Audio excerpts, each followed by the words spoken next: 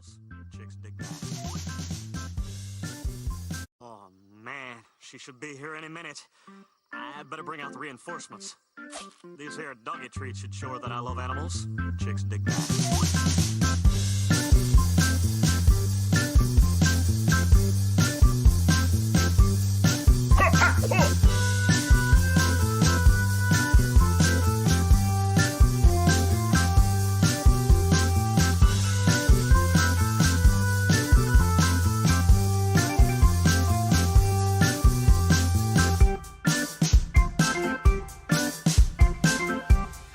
Man, you smell pretty. Ever seen guns like these before?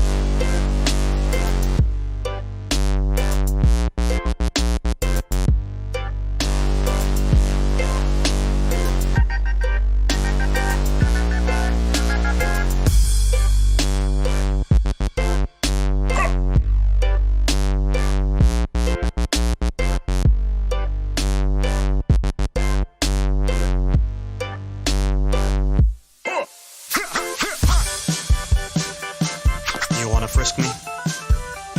You are so swell. All right. I guess that makes me the object of desire, huh, baby?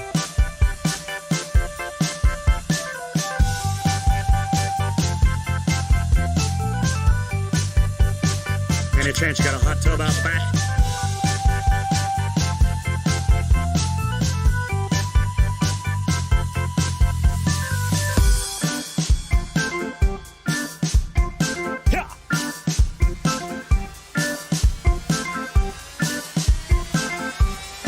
Ever seen guns like these before?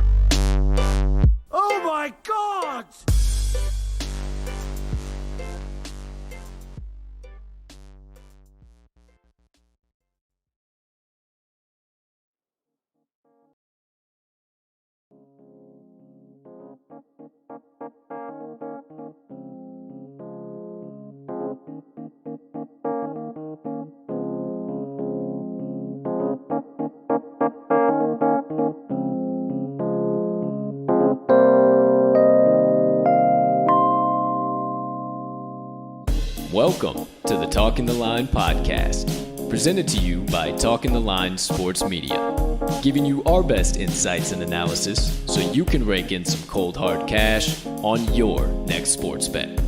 Now sit on back, open up your mind, and let's cash some tickets. We can't thank you enough for joining us. We hope you enjoy.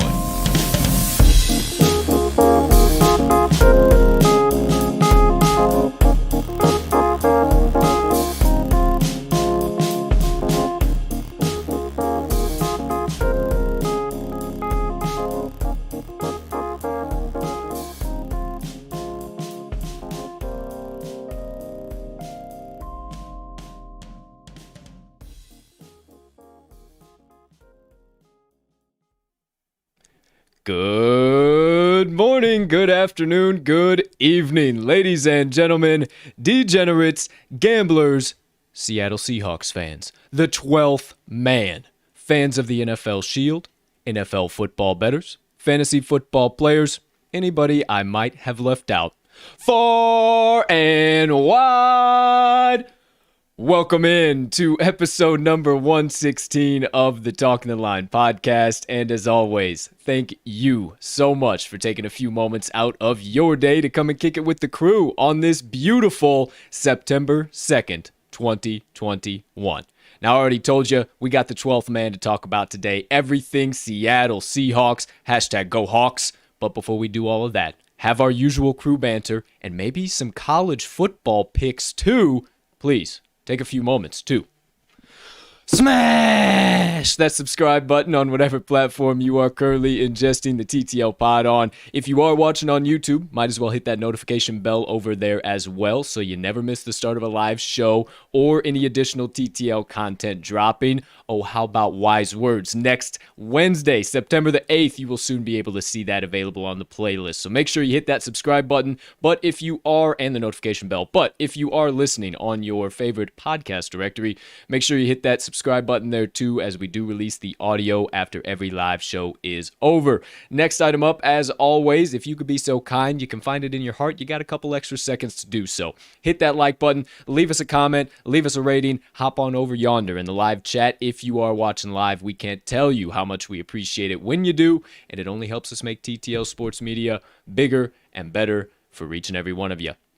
Last, but certainly not least, head on over to this episode's description where you can locate the Talking the Line link tree. Within that link tree, you'll find the talkingtheline.com website, all of the TTL Crew's social platforms, and our additional content, so you can consume all of that, however and whenever you please.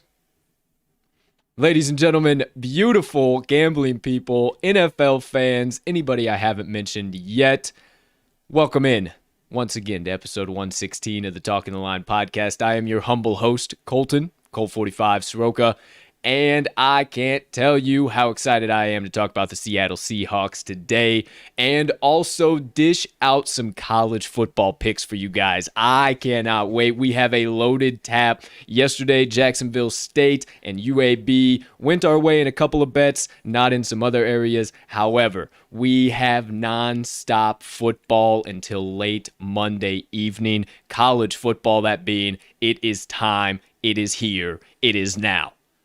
I got my partner. He's got some picks too. He's got some information and some knowledge that he's got to share with us about the Seattle Seahawks. So without further ado, let me bring in the resident cheesehead, the man, the myth, the degenerate gambling legend himself, Mr. Riley RMags Magnuson. Partner, how you doing over there today, pal? My man, I could not be better. The feeling of football is in the air more and more by the day. You know, the weather cooled off. It's certainly not fall-type weather, but walking into the studios, there was just that tiny little bit of September crisp in the air. It feels like football. It is football season, man. Had a little, not even an appetizer, whatever you get before an appetizer. That's what last night felt like. And tonight is going to be a smorgasbord of appetizers. So I can't wait, man. We've got loads of football coming up on deck, and we're going to be right here with it all. Yes, the cocktail waiters and waitresses are officially out with the hors d'oeuvres, ladies and gentlemen. It is hot and heavy, and I'm talking about we're at a fucking 5-star dining facility, ladies and gentlemen. So we have plenty of picks to give out, talk to you about at the end of the show when we have some banter, stuff like that. If you guys want early access to them, they're already out on our website and on the Action Network app, so check it out there. Outside of that, yesterday's game, cash the under, 51.5, nice and easy. However, I was on, as well was Mags, Jacksonville spread, and then took a little sprinkle on the money line.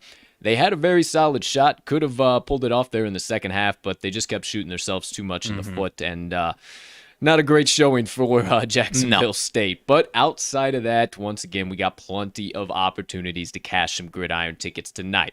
We'll save all of that for the end of the show once we get to RMags Sidebar, all of our usual banter right before Colts Motivation Minutes. Got kind of a continuation on today with my Motivation Minutes, some of the messages I've been giving you this week. Another little mental image for you if you've been following along. We're walking down that path again. So get ready for some good Motivation Minutes, get you through your Thursday here. But you know the drill, ladies and gentlemen. It's time to really cut all the nonsense, cut all the drama, cut all the banter. Let's get into today's team of the day, the 12th man, the Seattle Seahawks. We have a lot of questions. And I say we because me and my partner have briefly talked about this. I don't know where he stands on a lot of spots, but offensively, there's a lot of concern for us. Defensively, there's even more concern for us. So we have a lot of questions to answer, a lot of questions to ask, and we're not going to hesitate. We're not going to delay. So get ready, strap in. It's about to get hot and heavy with the first segment of the day, the full Seahawks team breakdown. As always, we will kick things off offensive side of the ball and then work our way over to the defensive side of the ball, starting with key losses and additions, talk about some 2020 numbers, and talk about our overall thoughts and opinions, outlook, and some key rankings. So let's get right on into it. I'll kick things off, as always, with the offensive losses for the Seahawks going into 2021. They let Carlos Hyde, running back, go. We talked about him in Jacksonville. He definitely looks a lot more valuable now to the Jaguars that Travis Etienne is out for the season. They let 2 wide receivers go. Talked about David Moore already, and then also Philip Dorsett. 3 tight ends in general. Overall, Greg Olsen, the old dog, he is maybe finally out of the league for good. Who knows? I think he will finally be out. Jacob Hollister, tight end as well, and then Luke Wilson. Let a few linemen go as well. Mike Iupati, Chance Warmack, and Chad Wheeler. So not the biggest hits overall, but some of the key names you definitely are going to miss, I think, a little bit there in Seattle are going to be Carlos Hyde, that production of David Moore on the opposite side of either DK. Well, typically it would be DK now all the time at this point. So nothing major to write home about. I think they'll be okay, but as I said, we got a lot of questions to answer here. Before we do, partner, can you enlighten us on the key additions offensively for the Seahawks? I know there was just a boatload of them going into 2021. Monster list here. It's a laundry list. Hold your breath, or don't hold your breath. But it's actually pretty quick. Couple guys that I do like the additions, but a few holes that you mentioned as far as the depth that they didn't really fill. But Gabe Jackson, they picked up right guard, going to be on that starting offensive line. That's a nice little pickup. Not world-changing, but it is a nice pickup nonetheless. Gerald Everett, tight end, going to be competing for time with Will Disley. Should have a nice little impact for this offense. That's about it as far as the offensive side of the ball. As far as the draft, partner, they only had 3 draft picks in total this year. 2 of them were spent on the offense. Second-round wide receiver Dwayne Eskridge. He's actually going to be playing a nice little role. We shall see.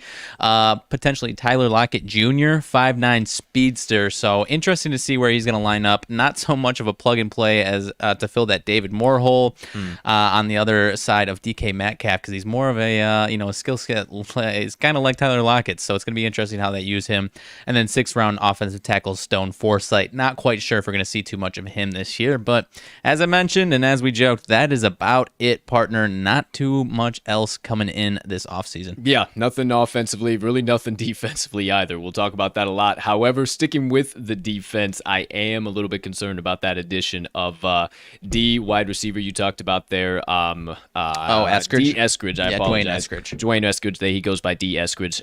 So I am, too, a little bit concerned. Obviously, Tyler Lockett is that solidified slot guy. I don't think they're going to move him out of that spot, but my partner just mentioned Dwayne does lack a lot of that elite height and also weight. So not too sure where they actually see him lining up, if they are truly going to have him opposite of DK. But we'll talk about that a little bit more in depth here. Let me give you some key 2020 stats before we do.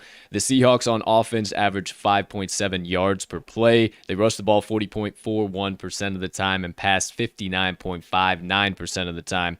Completion percentage across the board was at a 67.63 clip. Third down conversion rate was at a 38.42 clip. Definitely want to see that come up. But red zone was rather solid. They converted at a 73.68 clip.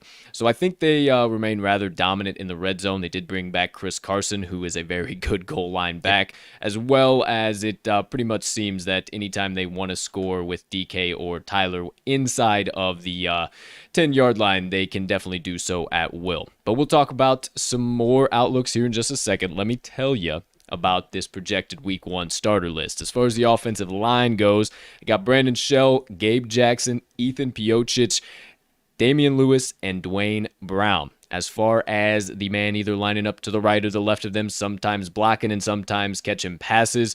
Looks to be Will Dissly, but they also brought in Gerald Everett, as my partner mentioned, from LA. So I think Gerald Everett definitely makes an impact sooner rather than later.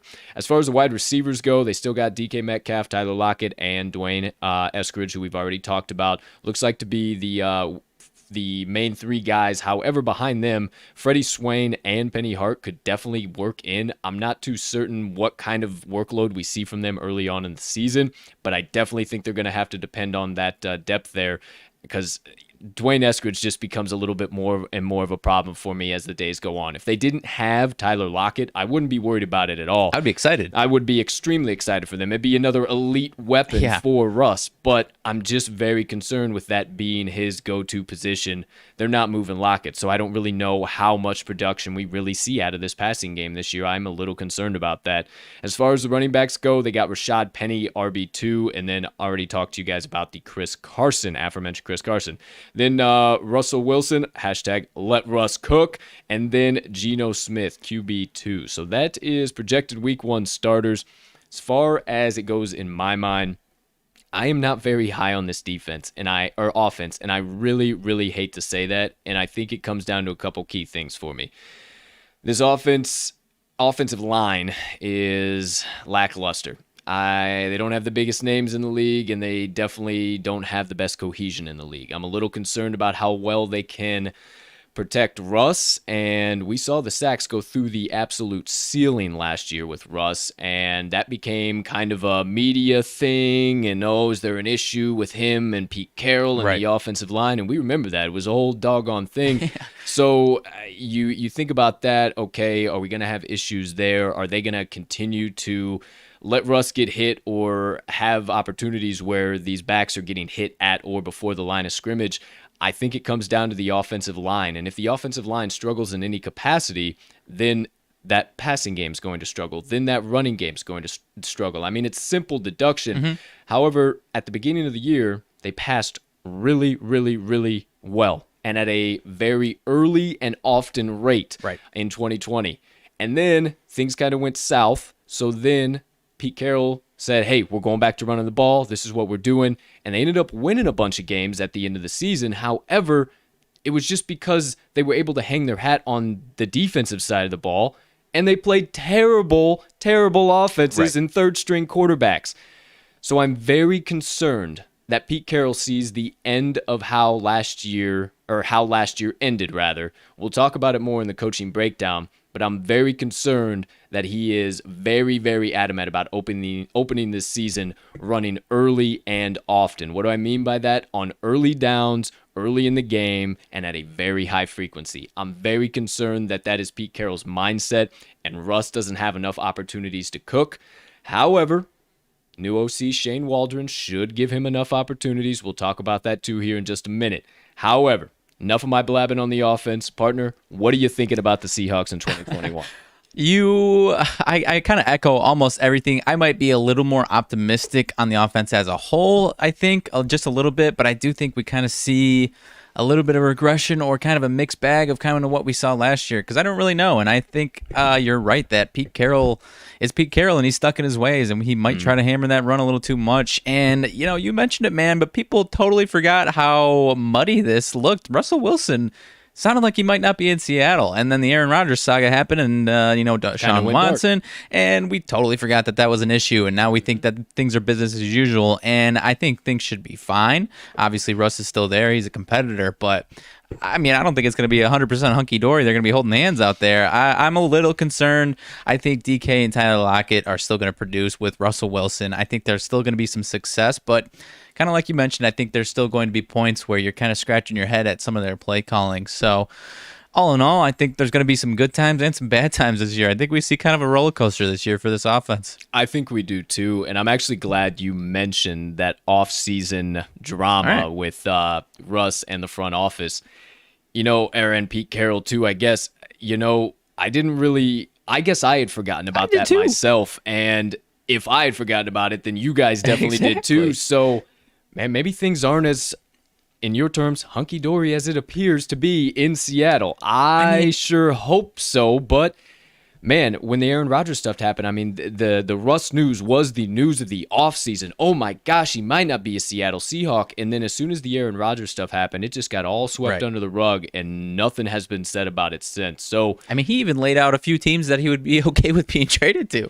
I would like to think they got that mended and got that fixed, but at the same time, I don't have all the faith in the world that they were able to get that done. And it'd be a different story if, Gabe Jackson's the only offensive line addition they made. Nice addition, but it would be a different story if they revamped the entire one and it looked like a top 10 offensive line, but that's not quite the case here. No, and they had the least draft capital in 2021 of any team since at least 1999. Right. So not good at all. Let's keep this steaming on down the tracks. I know we could continue to talk about this offense for the next 20 years. Can I get one final Go ahead, thought what in? do you got? I'm worried about the depth of this receiving core, even with or without Eskridge. I love Metcalf and Lockett, but if anything happens to those guys, man, this offense is actually in some deep shit. I'm glad you did say that because it is very much the... what is it? Swain, Hart. I have no confidence in those guys whatsoever. Yeah, the wide receiver room can definitely take a hit if anything were to happen to Lockett or Metcalf, so I definitely agree with you there too. Let me give you some key rankings before we keep it steaming on down the tracks with the defensive side of the ball. Quarterback room comes ranked as the 3rd unit in the league. Obviously, with Russell Wilson, you can't really argue that at all. Offensive line, 18th ranked unit in the league. Running backs, 16th overall. And then receivers, 5th in the league. So, obviously, the guys at SFA don't have the most faith in the offensive line either. They have a little bit more faith in, I think these rankings are actually just coming from some of the names, Chris Carson, DK Metcalf, Tyler Lockett, Russell Wilson. We're talking about that. I mean, they're premier names, but God forbid anything happens to any of those guys, then they are in some hot shit. Right. And it might go south real fast in Seattle, and the birds might be flying to hibernate sooner rather than later. I hope that doesn't happen, but let's keep it moving into the defensive side of the ball. As always, key losses, key additions. Partner, if you could be so kind as to indulge us, who the Seahawks let walk going into 2021. Alrighty, so not the biggest name, not their star players by any means, but a few guys that played some key roles, whether it's last year or the last few years. Delano Hill, safety, played 2 games last year, but he did spend 4 years in Seattle. Jaron Reed, interior defensive line, played 16 games last year, had 6.5 sacks, spent 5 years there. Tough loss as far as their interior depth. Quentin Dunbar, cornerback, played only 1 season, but he played 6 games last year. They wanted him to be more last year, and he just wasn't. But the Griffin brothers, both of them out of town. Shaq Griffin, cornerback, played 12 games for a season. He's in Jacksonville. Shaquem Griffin, linebacker, 14 games. He's actually a free agent now, cut by Miami. Don't think they'll be bringing him back, however. Brandon Jackson, edge rusher, 15 games. And then KJ Wright, actually 16 games last year. Played 10 season with this team. Production fell off, though, and he's actually still on the market, still a free agent. So, he wasn't a big factor the last year or two, but obviously a nice long career there in Seattle. So I know the 12th man is sad to see him go.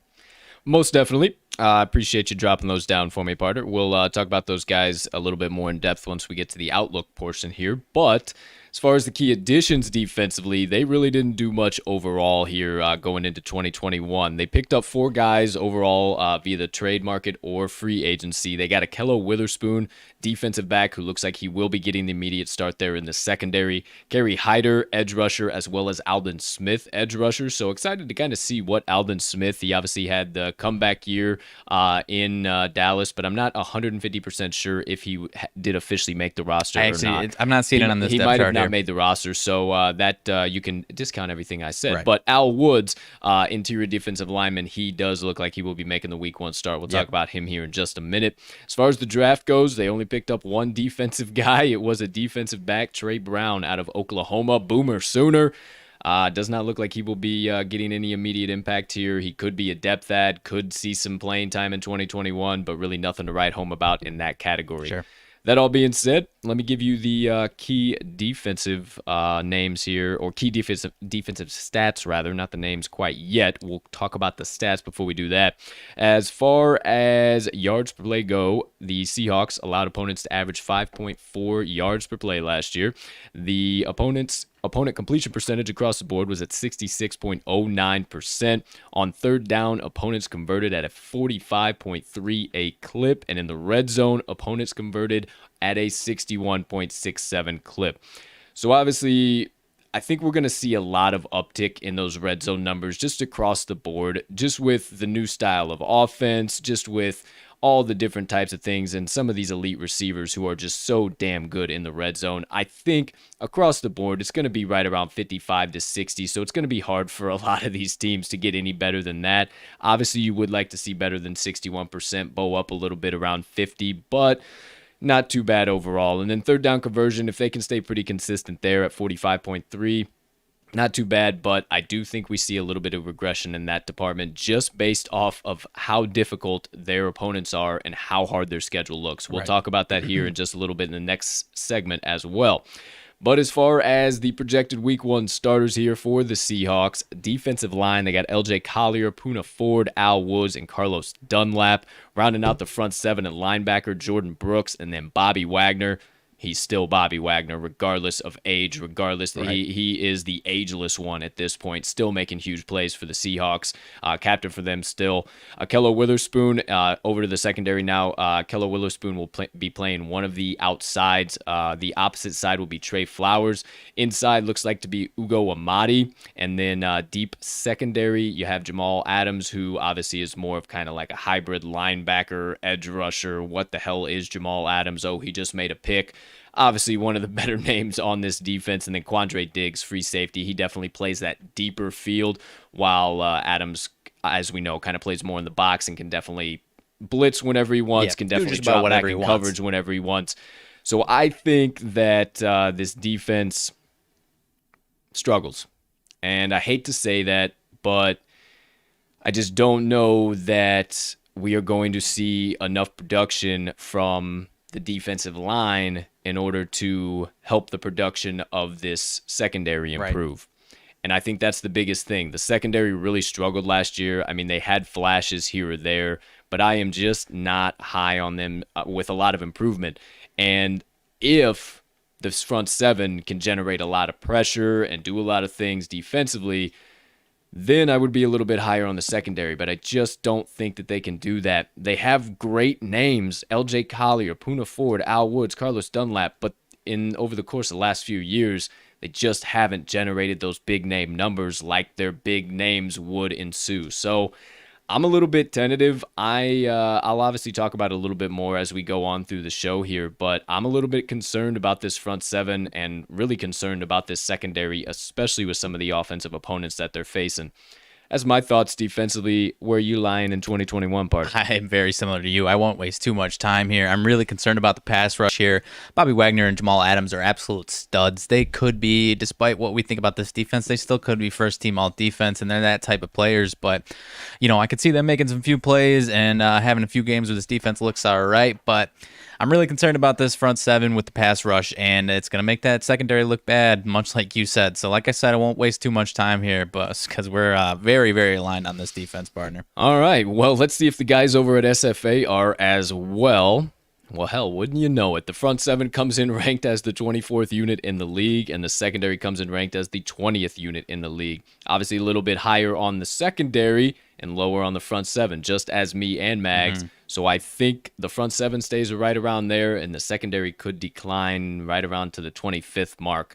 I'm a little worried about this defense, boys and girls, and it's going to hang a lot of pressure on the offense, and it's going to make those stars, DK, Russ, Tyler, we keep saying that because they are so important, and it is going to put so much on their shoulders with the defense struggling this year. And if one of those guys goes out, anything happens whatsoever, it is going to be an early exit stage left for the Seattle Seahawks, in my opinion. I hate to use this as a weird analogy, but I mean, Bobby Wagner and Jamal Adams, too. If anything happens to either of those guys, this defense is going to be one of the worst units in the league. It's almost like Jenga. You pull out one of these guys, and that sounds stupid, but obviously Russ and then the 2 receivers and then these 2 defenders. Nope. You pull out one of these guys, and it really, really drops the floor out on this entire team, not just their unit. So, well, I'm a gangster at Jenga, so I don't drop the whole floor out. There you go. So that's just the way I see it, man. I see if anything happens to one of these guys, things are going to be looking ugly for the entire team, in my opinion. Yeah, I definitely agree. That is one of many red flags, and I think that might be the biggest red flag if any type of injury or any type of,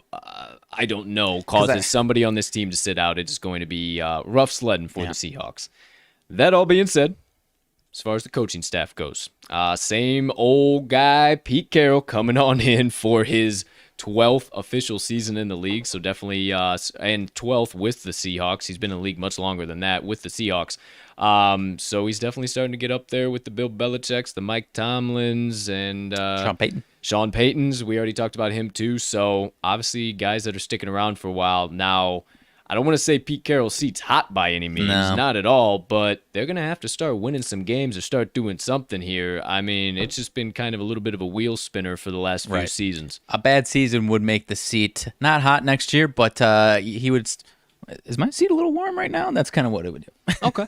All right. Well, I'm picking up my analogies here today. Glad you got my that seat one a little out. warm over here. So then, new offensive coordinator Shane Waldron coming in from the Rams. He was their pass coordinator. I have some faith in him, and actually one key thing that I wanted to mention, he is very, very good at not only play action across the board, but under center play action. And under center play action is actually where Russ thrives the most. So if they utilize that to their advantage, I think that we could see some consistency, maybe a little bit of improvement offensively. I don't know how much you can improve off of last year. They were really, really solid in a lot of spots. However, if they don't take advantage of that and they run the ball, once again, it's a huge, huge concern if they are not able to implement some of the things that they should, and they go to stubborn Pete Carroll offense. Right. I'm a little worried about it. And then also defensive coordinator coming in for his 4th season, Ken Norton here with the Seahawks. Obviously, he's got the prowess. He obviously has the ability, and he obviously has the names, but I'm still not high on this defense. I don't think he does enough for him this year. Yeah, I'm right there with you. The only thing I was going to say is a lot of what my concern is, I don't know about you, and we'll lead it into this next segment here, but if they were playing the exact same schedule as last year, my concerns would be a lot lower. I could see them being another double-digit team, but a lot of my concern is also cooked in with this schedule that we're about to talk about being a lot harder than it was last year. Yes, I do agree with you on that, and that's a hell of a segue. We'll just get right into the second segment of the day, the full schedule breakdown. Now, you guys know we skip the week by week, all that jazz. We save that for the full betting preview. We just give you our full record predictions and kind of some of the key things you should know about some of their opponents and their rest and prep advantages and disadvantages. So without further ado, we will just get right into it. No delay, no hesitation, no wasting time. You guys want to know, you need to know, so let's get after it. First things first, we got to talk about the NFC West again. Sheesh. It gets harder and harder every time I talk about it because I don't know more and more as we get closer to the season. Somebody gets hurt, somebody comes back, there's a rumor that somebody's going to light it up, there's a rumor that the defense is going to be electric against here. Who knows? I think these are going to be the best matchups to watch all season long, and they are going to be absolutely insane. Now, I'll start with the Cardinals. I do believe that the Seahawks could get both over the Cardinals this season. However, I definitely would lean more to a split. Obviously, the one loss that they had to the Cardinals last year was in overtime. I don't know if it shakes out like that again, but just with how difficult I foresee everything being, I'm going to give them a split there. Yep. With the Rams, very interesting to see what's actually going to happen here with Jared Goff out of town, definitely eliminating a lot of the mistakes that defense seemed to always have Goff's numbers. So I think that the Rams get both of those. But again, because of just how sheer difficult this schedule is and how this division is, I think I got to go with a split there as well. Okay. The Thursday night football game is the first time they play them in Week 5, so I would give them that game. That is at home. Actually the second time through the first 5 weeks that the 12th man is actually going to be present. So give me them in that one. I'll give them another split there. The Cardinals are later on in the season, so I will definitely give them after their bye week too. Okay. So I'll keep the split there as well. And then might as well stick with the same tune. I think that they get the split over the 49ers as well. They got that Sunday night football game that I think, it's going to be a toss-up. Week 13 is a Sunday night football game against them, and then Week 4 is just a regular Sunday game against them. So Either one of those could kind of go either one Sure. of the ways. And if San Francisco steps up on defense and Kyle Shanahan hammers down on offense, it could go 2-0 San Francisco. Right. But because we gave the 49ers a split with them yesterday, I will also give them a split. So another team out of the NFC West I see going 3-3 in the division. What the fuck? Are they all going to go 3-3? Clean split here. I am going to go a little different than you. I am leaning towards 2-4, actually. I'm going with a split to the Cardinals and a split to the 49ers. I mean, we talked about the Niners yesterday, gave them a split.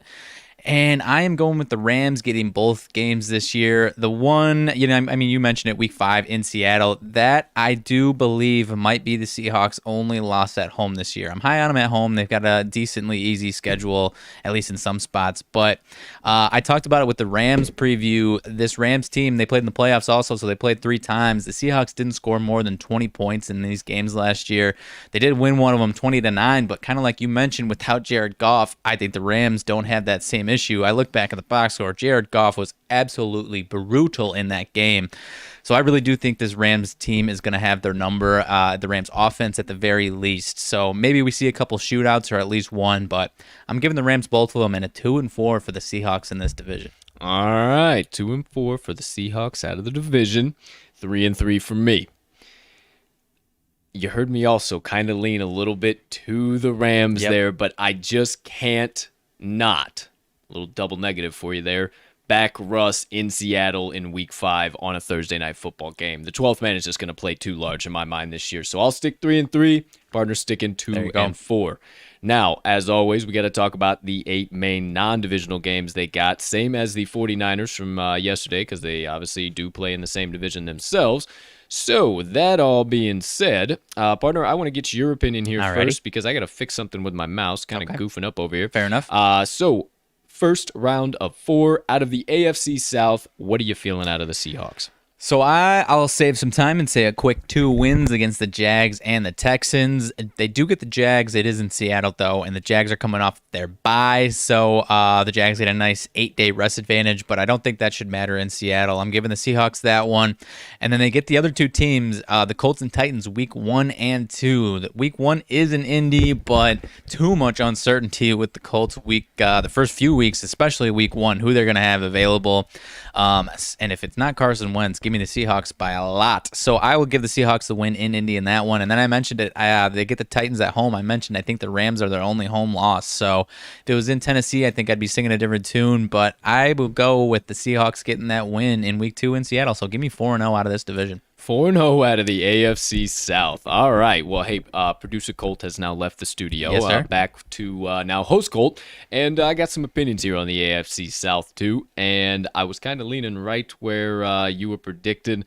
However, I'm a little concerned about how this team comes out in week 1 against the Colts. Okay. That is in Indianapolis. It doesn't look like they'll have Carson Wentz. Maybe they do have Carson Wentz. There is a lot of murkiness, so maybe that leans me away a little bit.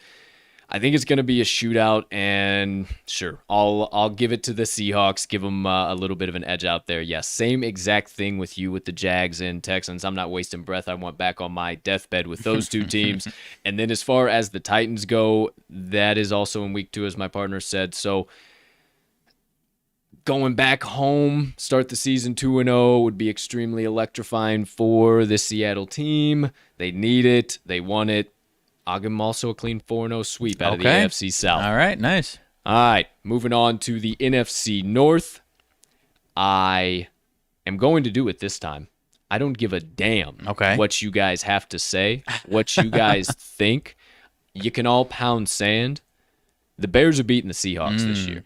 The Bears are beating the damn Seahawks this year because I envision something very, very similar happening to the season-long script as we saw last year. Okay. Russ comes out cooking. He's the fucking MVP. He's hot. Let Russ cook. Let Russ cook. Mr. Unlimited. I'm telling you, the man was hot. He was. Early MVP very candidate of the fucking year. Sure. Then, a couple of little ooh-oohs, little interception, little things here. It happens. We're all humming beans. Those things happen. But Pete Carroll said, give me the reins back. I'm taking over this offense. We are, knocked out the headphones. We are going back to running the football. And I think that's what happens again. And I think they get to the Bears and they're playing that bullshit game script and the Bears lock it down. And then the Seahawks have to start playing some predictable football and bombing it deep. And even though we don't have any cornerbacks signed right now, I would hope by week 16 we do. So then the cornerbacks will have a lot of success is what I'm predicting. So all of that encompassing, I think they get the win over the Bears there. Or the Bears get the win over the Seahawks. I apologize. So 0-1 there. They, in my opinion, easy win over the Lions. And then the Vikings, it's going to be kind of a toss-up to me. But I do think that they start their season 3-0, and then it's kind of a downhill slide from there once they get to week 4. I think they can take care of business against Minnesota. It is always very, very interesting for Seattle going into the bank. Yeah. I lean that way. Last year, obviously, the Seahawks won by 1 point, so we got to think about that too. In Seattle. So it's always interesting. You always know that it's going to be some type of shootout, but I will give it to the Seahawks once again this year. I just think that they start the season 3-0. Okay. They shock the hell out of everybody. Everything's going great, and then it kind of falls off the face of the earth. And then they're running the Niners and Rams. Yes, sir. Yes, sir. My thoughts exactly. So then I will close it out with a loss to the Green Bay Packers. Get your lick back. You guys absolutely destroy them, no question in my mind. And the Seattle Seahawks go 2-2 in the NFC North. 2-2. Okay, I think I'm also going to go 2-2. I'll say a loss to my Pack and a win over the Lions. And then I'm kind of going toss up either the Vikings or the Bears. When I first talked about it, I was leaning towards win over the Vikings, loss over the Bears. But I'm not going to say emphatically one way or another, so I'll say one way or another they get 2. I kind of like that matchup for the Bears if it is Justin Fields. I don't think there's going to be the teams that I'm worried for your Bears' sake, whoever is quarterbacks, are the teams that are going to have a lot of pass rush pressure. And I mentioned it, I don't think the Seahawks are going to be that team. So I'm kind of giving it a toss-up to both of these games. If it was in Seattle again against the Vikings, I'd probably say the Seahawks. But going into Minnesota, I'm leaning towards the Vikings, but it was a 1-point game last year. I think it's going to be another crazy game, and it's going to be a toss-up. Same with the Bears game, so I'm going to crisp 2-2, and I'm not going to say which game they get there. All right, one way or other. So we are aligned in the 8 main non-divisional games, both the AFC South and the NFC North. How about the remaining? I was combining remainder and remaining in my head there, in case you were wondering what that run-on word was. The remaining 3 games for the Seattle Seahawks, they got the Steelers, the foosball team, and the Saints. Oh, boy. I love the football team, man. They're playing in Washington on Monday Night Football, opposite side of the country. Yeah. Not Washington State, Washington, D.C. Give me the... I just looked at their logo and I almost just said it. Ooh, shit. Give me the football team. I didn't even realize the logo's SFA still there. The logo's still there. SFA? The logo's still there. Either way, who gives a damn? I almost said it. Either way, I think the football team gets that win. And then the Pittsburgh Steelers... That should be a very interesting game. Week 6 on the road in Heinz Field for the Seahawks. They do have 3-game rest advantage for that, but give me the Steelers in Heinz Field. Okay. And then, because, they're going to get smacked in the mouth right after they play the Rams and the 49ers, and then they got to go into Heinz Field. Yeah. Nah, forget that. I'm not taking the Seahawks there. And then against the Saints... That one should be... No, it's a Monday Night Football game. Oh, my gosh. Am I about to give them 0-3 in the remaining 3? They play the Saints, 12th man.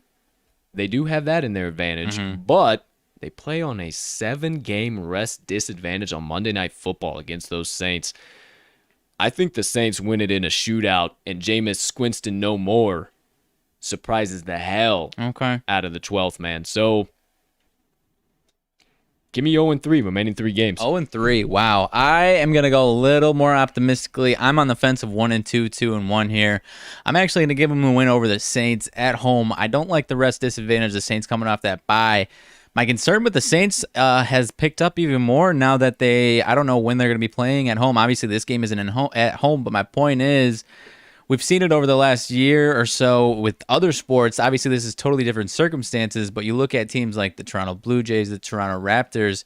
They didn't play at home. Now the Blue Jays are at home. They're playing a little better, but the Blue Jays are a team that people were picking to come out of the AL or certainly make the playoffs. They don't look like they're going to make the playoffs. The Raptors weren't a championship contender, but people certainly thought they were going to be a playoff team, and they weren't. And my point being, these teams that have to travel week in and week out, it hasn't been a huge list of success for them. So I'm a little concerned with the Saints, especially there in week 7. Maybe they haven't figured out, but in Seattle, give me the Seahawks there. And then I'm a little split on these Steelers and football team game here.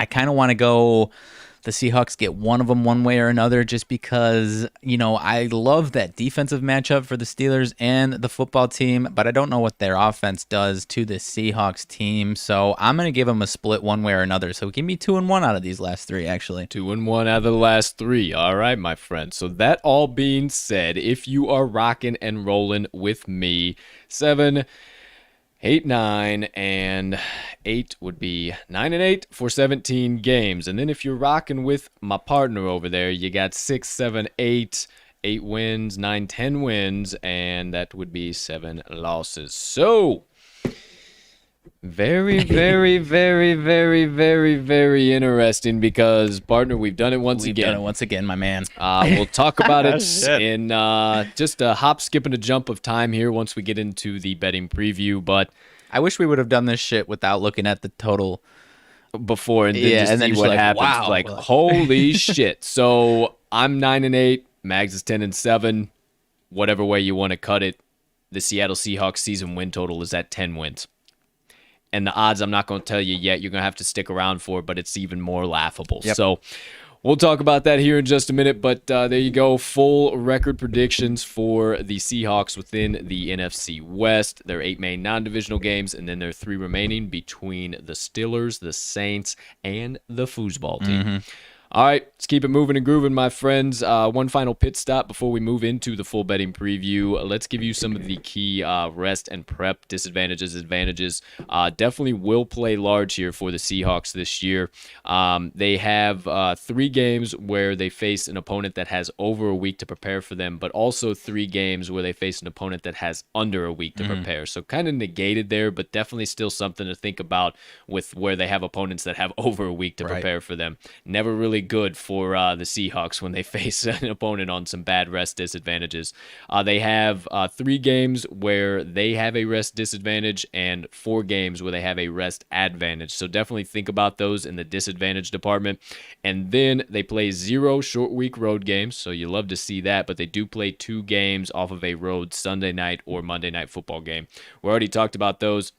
Those are going to loom extremely large for them being successful, and I think they lose some of those games coming out of the Sunday night and Monday nights, and some of those where the opponent has over a week to prepare and where they have rest disadvantages. I think those are going to be where the Seahawks struggle, honestly, and I think this is going to loom large. So just something for you to think about there. Definitely as you're hammering in your best bets, you're looking at some futures, you're doing this, that, and the third. And speaking of best bets, let's just get right on into it, my friends. We are honorable degenerates at the end of the day. We love to hammer in bets left, right, and center and give you our analysis behind it too. So, hey, let's get into the full betting preview for the Seattle Seahawks. First things first, you know the drill. We got to make a quick pit stop here at the 2020 stat station. Yes, sir. In 2020, they were favored on average by 4.8 points. It has dropped way down in 2021. They are now only a favorite by a point, 1.3 points. I was going to say 1.5, but not really applicable there. In 2021, they are favored in 9 games. They are dogs in 7 games, and they have 1 pick'em against the Rams in Week 5. Definitely going to find some value in that game and talk about that game a lot. Lost my pin there, but in 2020, they had an ATS record of 8-9 and a straight-up record of 12-4. That ATS record does include playoffs, and these next ATS stats I will give you does include playoffs as well, or do include playoffs. As a favorite, they were 7-8 against the number. As a dog, they were 1-1 against the number. At home, they were 6-3 ATS, 7-1 straight up. As a home favorite, they were 6-3 ATS as well, never a home dog in 2020. And then on the road, they were 2-6 ATS, 5-3 straight up. They were 1-5 as an away favorite and 1-1 as an away dog. Little chuckle there, misprint on the agenda, but you guys would never know about it either way. 21-5, that's what he put. Moving right along, over-under record for the Seattle Seahawks. In 2020, they had an average line of 51.1. A lot of shootouts. We saw that last year. The books have ticked it down this year to an average of 47.9. They have a string about 548s right in a row. So definitely a little interesting to see what we'll get from the Seahawks. But I can't really tell you if I call them an over team or I'll call them an under team, because they had an 8-9 overall over-under record last year. That is also including playoffs. 4-4 over-under at home, 5-4 to the under on the road, 1-1 as a favorite, and 8-7 to the under as an underdog. Not really anything you can write home about there, and I think it's going to take some really key spots, and we'll talk about it as we break it down week by week to where you can really find the value to play a game total here for the Seahawks. As far as teasers go, though, you love them, I love them, he loves them, everybody loves them. We love building them on Sunday mornings, and the Seahawks just are that team you should think about adding. Might not be the best on their regular spread lines, but you put them in a teaser, you get them through some key numbers, they're damn good. 6, 7, and 10-point teasers respectively. 13-3, 14-2, and 14-2. That does it. Full 2020 stats. Let's go back to the future, to the present. Short 7 days before the NFL season kicks off. Let's break it down week by week here for the Seattle Seahawks. Now, in week 1, we've already talked about the matchup. We've already talked about the team and our thoughts. But going into Lucas Oil Stadium, they play the Colts as 3-point underdogs. It has flipped to -2.5 for the Hawks with the uncertainty of the Colts. The Seahawks are now -2.5-point favorites. In week 2, they are laying 4.5. 3.5, now 4.5. Opened up at 3.5. To the Tennessee Titans. That game is at home in Seattle.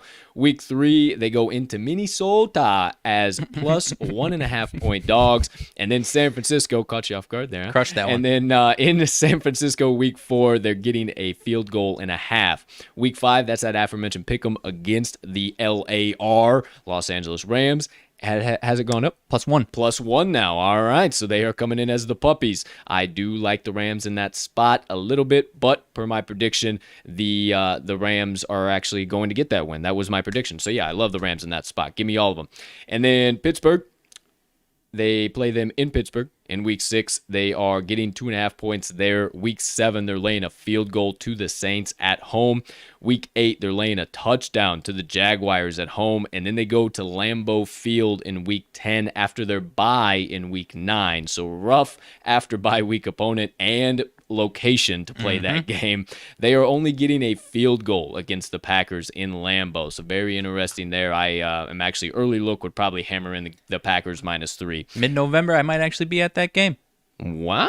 What do you know about that action? All right, so you might have a little bit of something to look forward to there, fans. So then, week 11, Arizona, they are playing them at home. They are laying a field goal and a half. Week 12, they go to Washington to play the football team. I already told you I like the football team in that game.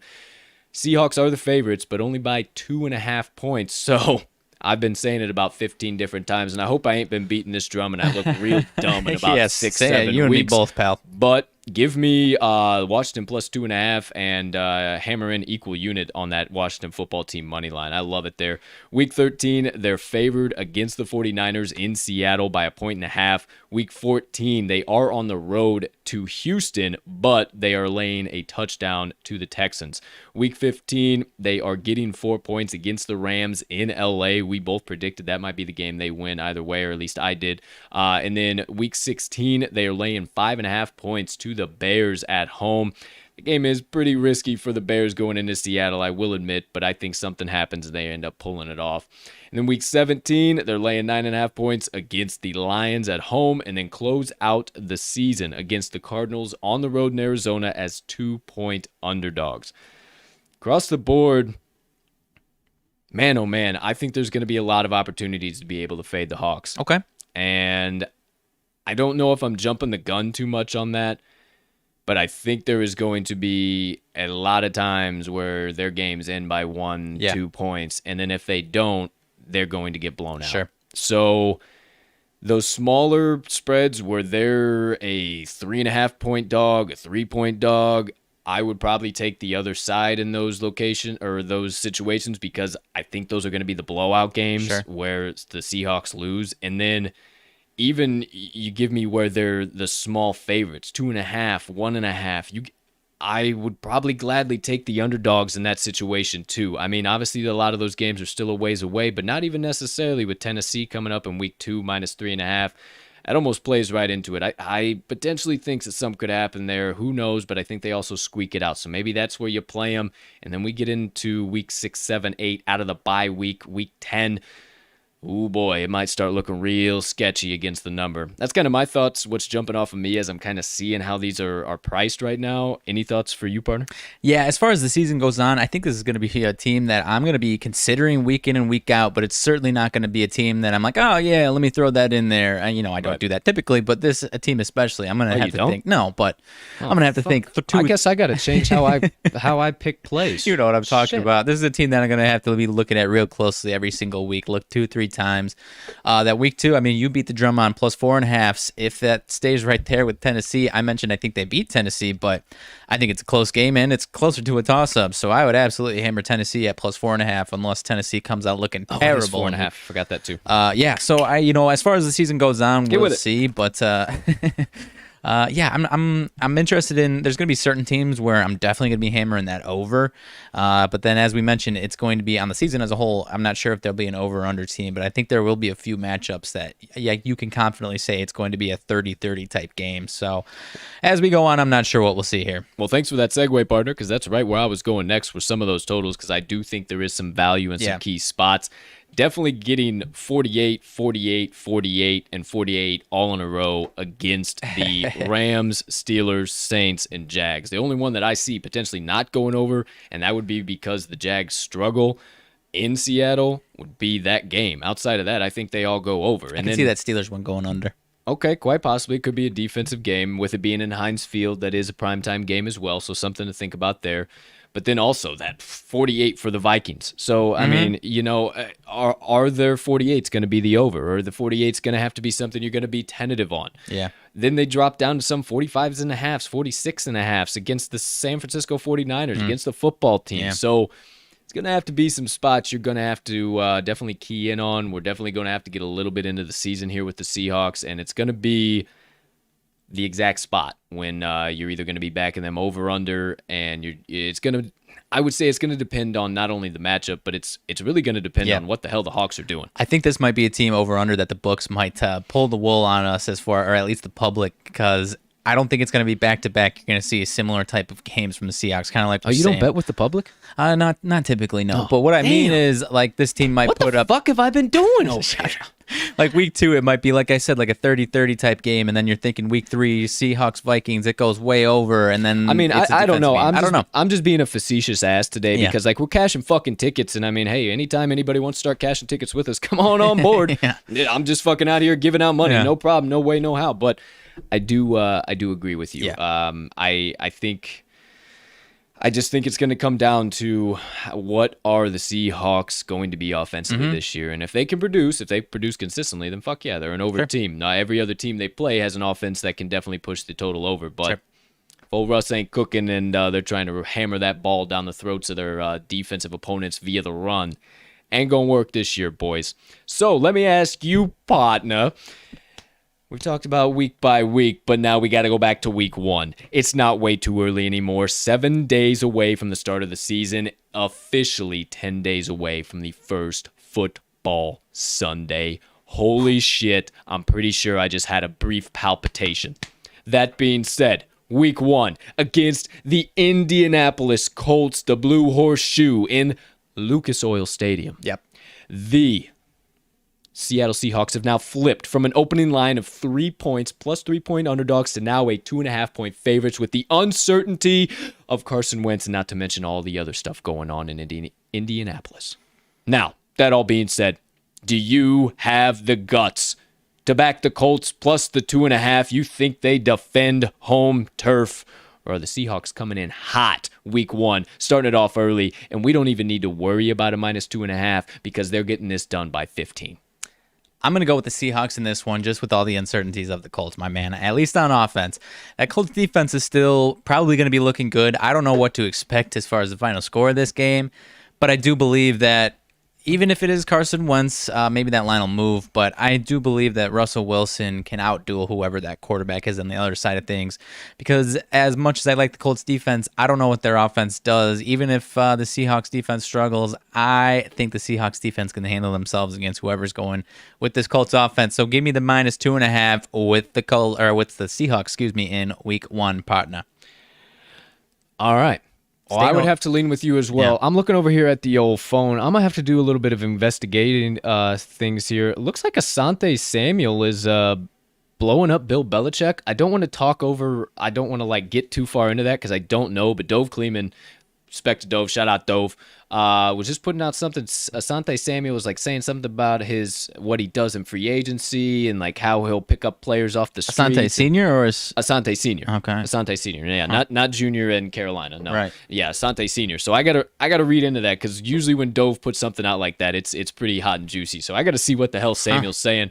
But little for you, little side. Maybe that'll be a little investigation later on. Little something we'll talk about potentially. But yeah, I would also lean with the Seahawks -2.5. I think they get it done by a touchdown. I just don't know with all the question marks here in Indianapolis.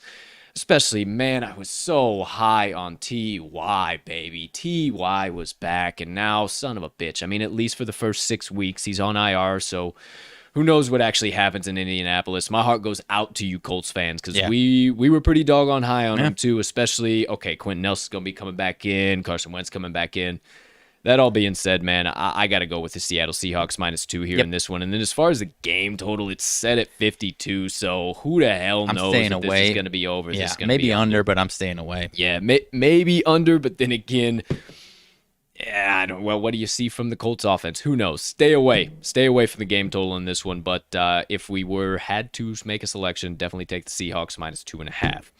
All right, so that does it. It is down to 48.5. Apologies. Down to 48.5. Wow. Okay, so maybe at the 52, it was worth an undershot. Yeah, I'm staying away. Now we need to stay way the hell away. Way away because I do believe all of the value has all but gone out of that, and it might finish at a 49 or 50, and bad beat to start the season. You don't need it.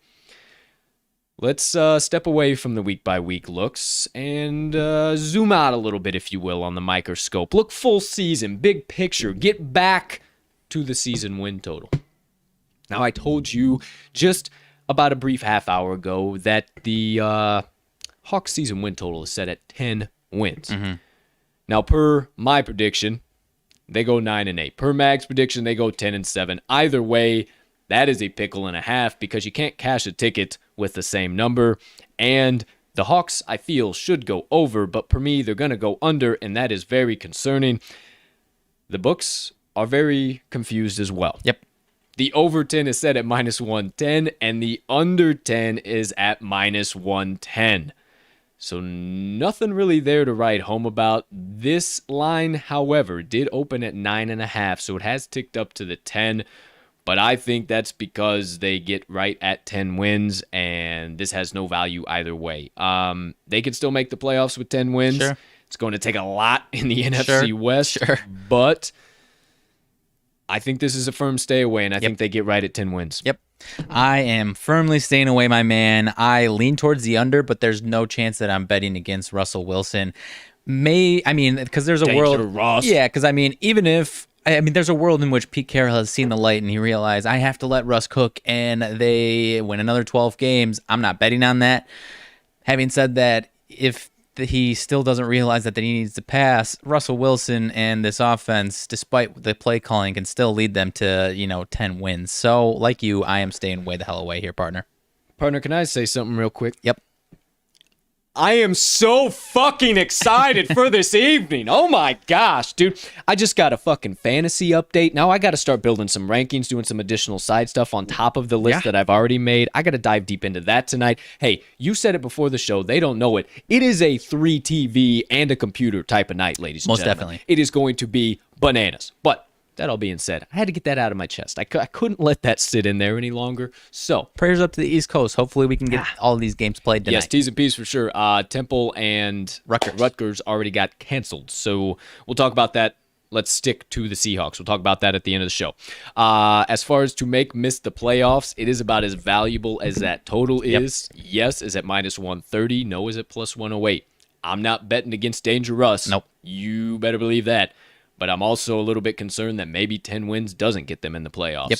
With the NFC West, it very well could happen. So again, miss playoffs, firm stay away. Yep, I got nothing to add there. All right, so then as far as the division, the conference, and the Super Bowl 56, the Seahawks are third in the NFC West, plus 280 odds to win that bad boy. I think it's going to be the Rams. I talked about it with the Rams. It obviously correlates to my Coach of the Year selection. It obviously correlates to my Super Bowl winner selection, the Rams. So I don't think they win this one. I think it's good value at plus 280. It could very well be a shootout, and everything we're saying here could be completely out of our asses. And maybe we get 3 double-digit win teams. Yeah, and the Seahawks come out of nowhere and surprise the shit out of every analyst who's kind of saying the same tune we are. Right. So I'm going to say stay away from that one for me. Yeah, I'm staying away, man. I just think there's a world. I mean, the Seahawks could excel past what we're talking about, and they could still be 11 and 12 wins in second place. I think either the Niners or the Rams are going to win 13 games this year. Yeah, I agree with you. And then as far as the NFC goes, I suppose if they do get into the playoffs, it might have a little bit of value if you are a 12th man, quote unquote, a diehard. It's at plus 1,000 right now. They are 5th overall to win the NFC, so not unworth a look, but I'm going to stay away because, again, I got the Rams winning the NFC. Yeah, and maybe I'm a little biased, but, I mean, the last couple of years they've made the playoffs, but we see the way they stack up at that point against the Packers, the Rams, lost to the Rams last year, lost to the Packers 2 years ago when they were obviously a 13-win team, but not quite the efficient offense that we saw last year. I mean, and they just don't have a complete team like these other teams, Bucks, Packers, and Rams, Niners do. Yeah. So I'm staying way away from this one. And I'm sorry, you're not going to depend on D. Eskridge to get you 4 touchdowns in a playoff game. Nope. Gosh darn it, man. The grave gets a little bit deeper and deeper as we go on through this show. They lost some important depth. Yeah. Bam. Either way, adding anybody. Super Bowl 56, I'm going to stay away from that one as well. Same for the partner, I would imagine. Plus 2,000, 9th overall right now to win Super Bowl 56. As far as the future market goes or any additional value, we can't just say, oh, hey, here's the total, stay away. Here's the playoffs, go away. Oh, yeah, here's some other stuff. Stay away from that, too, and just say, oh, yeah, there's our analysis. We can't just do that to you. Some stuff worth looking at that I think would be I've already added to my bet slip. Okay. Don't know if I'm going to do a little half unit, full unit, 3/4 of a unit. I don't know what I'm going to do on this yet, but I do like it. Either way, Russ right now, MVP. I haven't added this one because obviously if you read my NFL Honors blog, I got Aaron Rodgers. But Russ for MVP plus 2,000. If he starts the season like he did last year and continues that on all the way through the course of the season, most definitely, because he was everybody's MVP favorite last year, and he should have won it, but he just fell off the face of the earth at the end of the year. Would have won it if he kept up. Would have won it, absolutely. So can't let you say should have won it, my guy. Yeah. So plus 2,000 for Russ, definitely worth a look. Yeah. Maybe quite potentially, possibly. I feel like this number is just the books kind of coaxing you into taking Russ based off that storyline once again, because he's never gotten an MVP vote, and a lot of people are like, oh, how has he never gotten an MVP vote? Well, you look at every single year, Pat Mahomes, Lamar Jackson, Aaron Rodgers.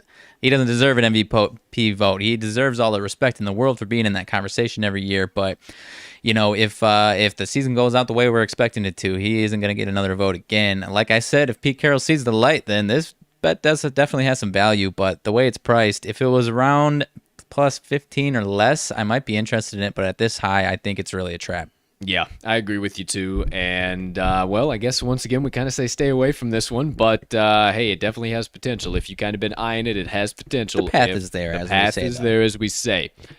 Now, one we will tell you, this one I have added to my bet slip, and I think is worth a big, big look as long as he stays healthy and everything remains oiled up and good to go. Most receiving yards, DK Metcalf is at plus 1,300 right now. I don't even know if they have a play in their playbook where Metcalf goes less than 15 yards. Yeah. I don't know, like, if he even has a curl route in his route tree.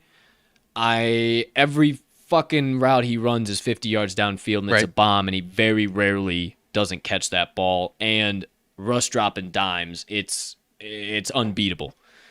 So I've hammered it in. I might do a full unit. I might do a half unit. I know he was close last year. He had right around 1,300 yards, which was like, I think 6th or 7th. But I mean, as far as how far away from the top, it was only a couple hundred yards away from the top. Yeah, so definitely worth a look in my opinion. Like I said, I've added it to my bet slip, and I think it might be worth a little sprinkle. Yeah, I don't know if I'll hammer it in, but I do like the value here. I mean, if you're betting on him to take another step forward in his 3rd year, which history shows that is a nice year to bet on somebody, I might be interested. The only reason I'm staying tentative is that there's just a handful of other guys, Tyreek Hill, Devontae Adams, Stephon Diggs, Justin Jefferson, that could be in that conversation.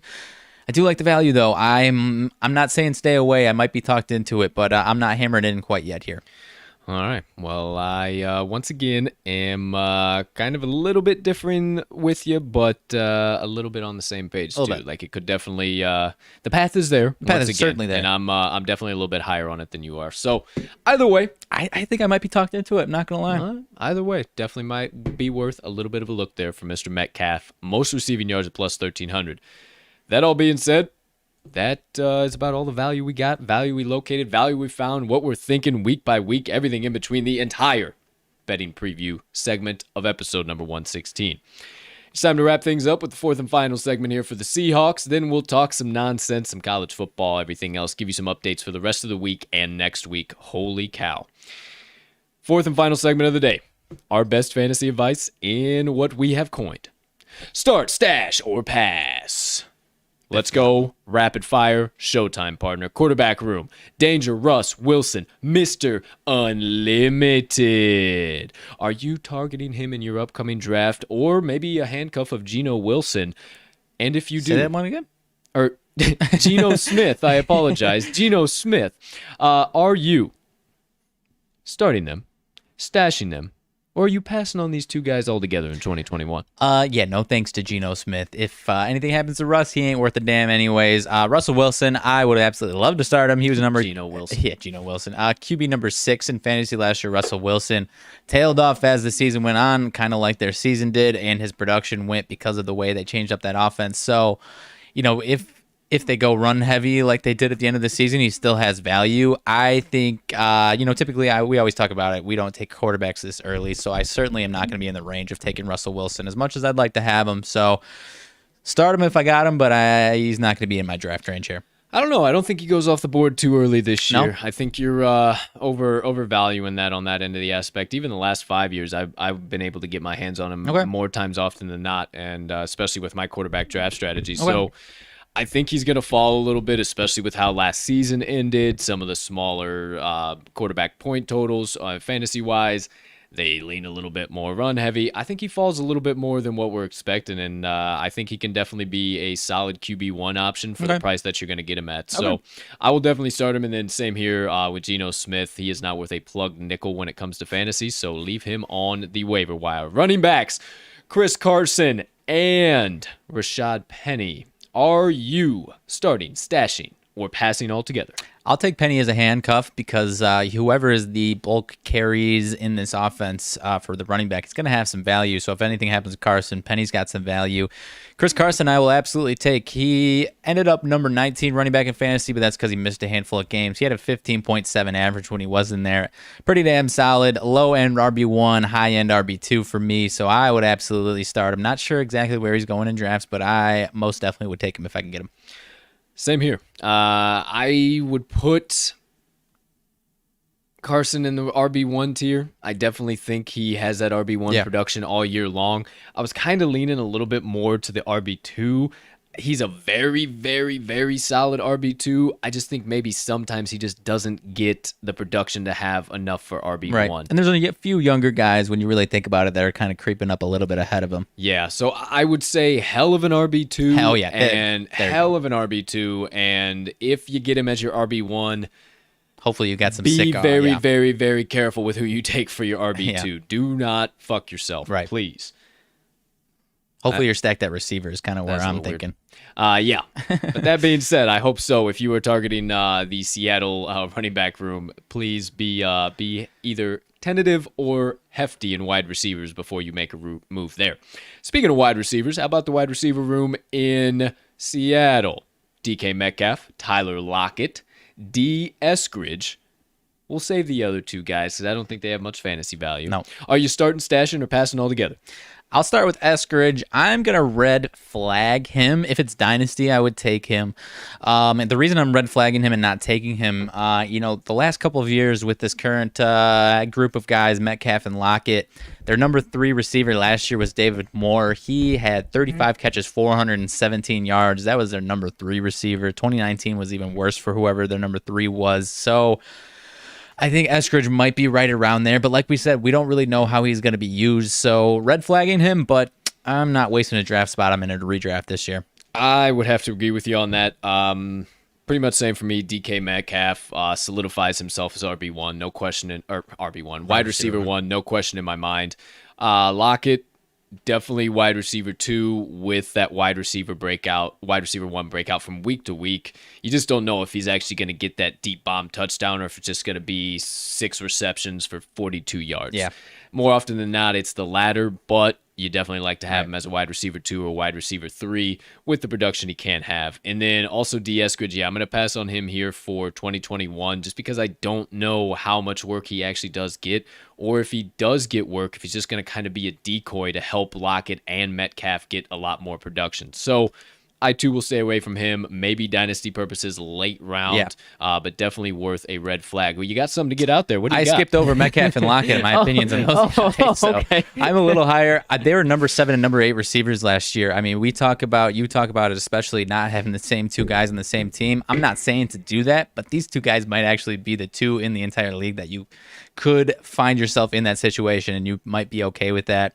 Both top 10 receivers last year. I don't know that we see them both in there again. I do see some increase in Metcalf, but even Lockett, every single year, he's always been an incredible deep threat, but year over year, the last couple of years, he's really improved what he can do throughout the rest of the game and the rest of the field in those route running trees. So I would love to have both of these guys as my wide receiver 1 here. All right. I was wondering, you're trying to get something out there fast. I was like, what'd you forget? What are you missing, I didn't even guy? mention these guys. All right. So there you go. Our opinions on the wide receiver room. And then as far as tight ends go, it is projected Will Dissly, but they got Gerald Everett from the Rams. Mm-hmm. And Gerald Everett was kind of always clouded by Tyler Higbee. And now I'm super high on Tyler Higbee for him not having to be handcuffed by Everett. Right. And now I'm super high on Everett not having to be handcuffed by Higbee. Okay. I think he takes over the Dissly role. Sure. Dissly has been damn good, but I think Everett flashes way more than he does, and I think they give him those opportunities. Okay. Everett is a damn good tight end, and I think that he could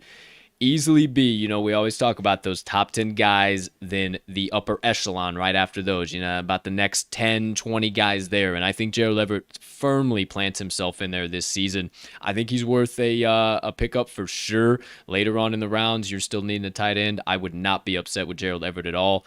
But some weeks you are going to want to at least have a backup in place or a red flag or something, because there will be weeks where he has a tough defensive matchup and he's going to have a catch for 7 yards. And you do not want that. But I'm extremely high on Gerald Everett, and I would say start him. And Will Dissly potentially too. I'm going to pass on him for now. I just want to see what we get in the second season now from Dissly. Okay. You're much higher on these guys than I am. I don't know if I'm drafting either of these guys. I am staying way the hell away. I don't know if it's going to be both of these guys getting too much production or, competing for production here or not. So I'm actually singing a way different tune here. This is one of our biggest differences we've had. I am staying way the hell away from these guys. Okay. Well, I will firmly stick with what I'm saying. Go ahead. Yeah. I think I don't hate what you said. Yeah. Personally, I just haven't seen it from these guys, so I'm staying away. All right. Yeah. And I think the reason, again, just to kind of reiterate that, the reason why I think we haven't seen it from Everett was just because of that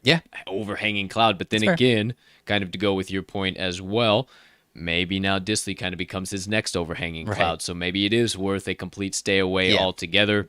If you are in a pinch, you need a tight end, I think Gerald Everett will get it done from you for week to week. Yeah. Now watch that me all being have said, Everett as my backup in our league or something. yeah, watch you go right after him. Absolutely. Now, as far as the kicker goes, they got Jason Myers coming back this year.